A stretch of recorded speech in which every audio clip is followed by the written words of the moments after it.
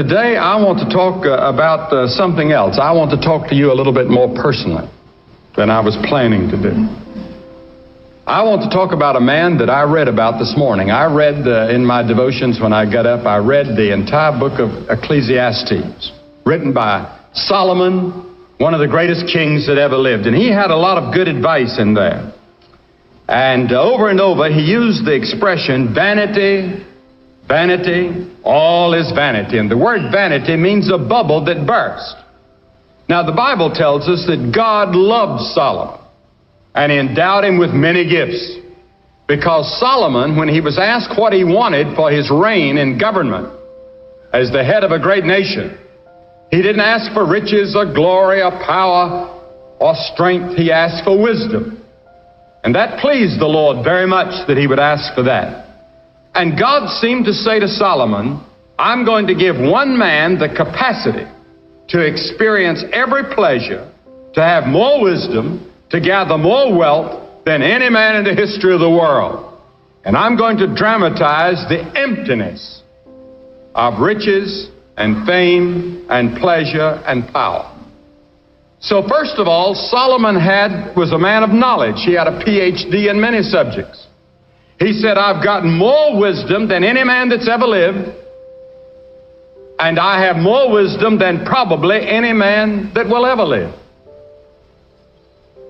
Then he said, I gave my heart to know much wisdom, and I perceived that this also was vexation of spirit, for in much wisdom is grief.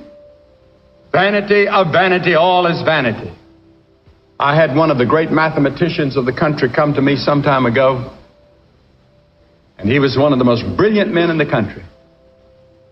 And he locked the door, and I was a little bit nervous when he stood up and locked the door. Then he turned around and he just fell over a chair and wept and wept and wept and wept.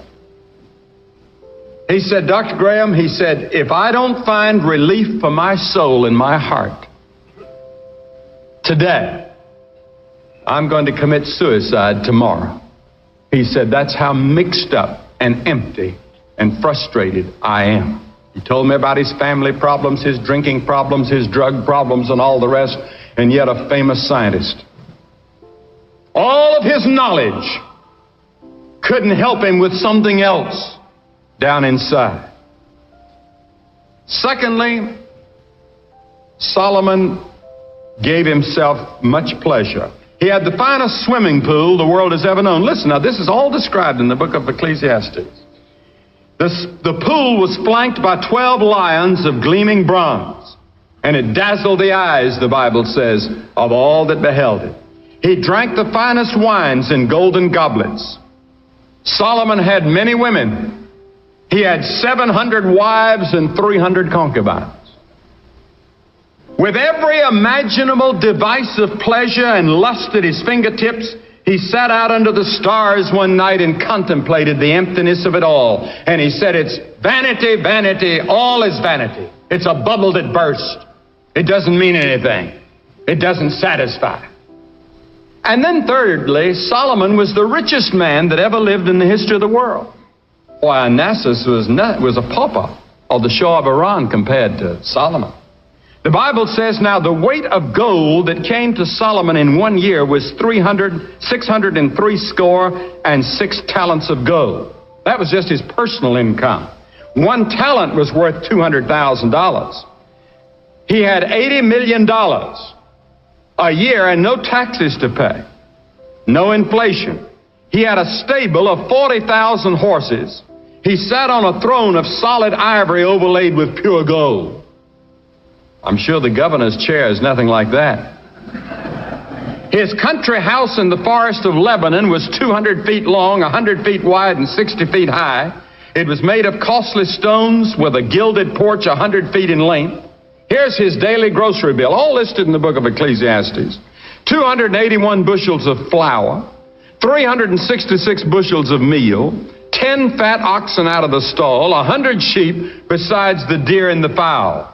And one night he sat out under the trees in Lebanon, in his beautiful country home in Lebanon, with indigestion, and clutched his empty heart and said, it's all vanity. Doesn't mean a thing. And then Solomon had great power. Men like prestige and power.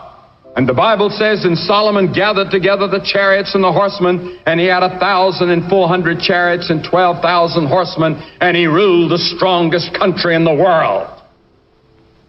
No nation dared defy Solomon when he was on the throne. More power than any man of his generation. He had the greatest navy in the world at that time. He looked on his military power and his personal power, and he said, vanity of vanities. And at last, Solomon decided he'd turn to religion.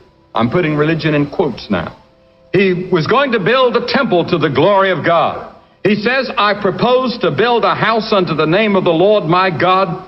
And as the Lord spake unto David my father, saying, Thy son, whom I will set upon thy throne in thy room, he shall build a house unto thy name.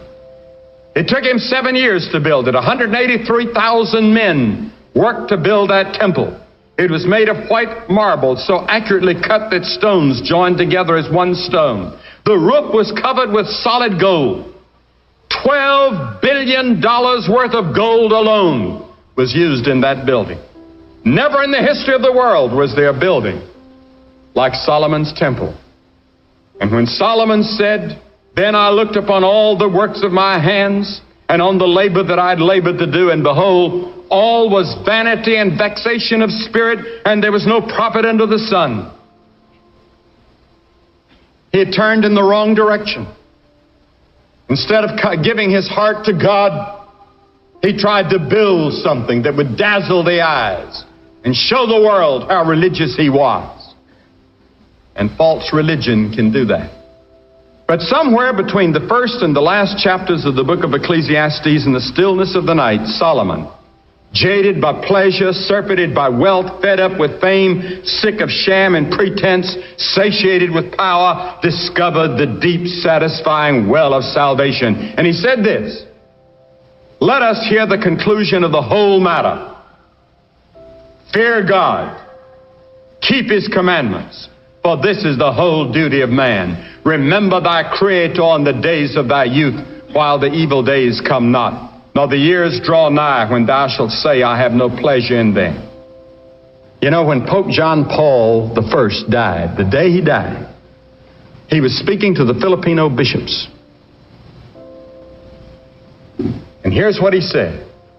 He said, the greatest priority of the church at this moment should be the evangelization of those that have already been baptized. We could say that in the Protestant and Catholic Church. They would say that our greatest need is for those that profess religion to live it and to have a personal relationship with God. Thank you very much.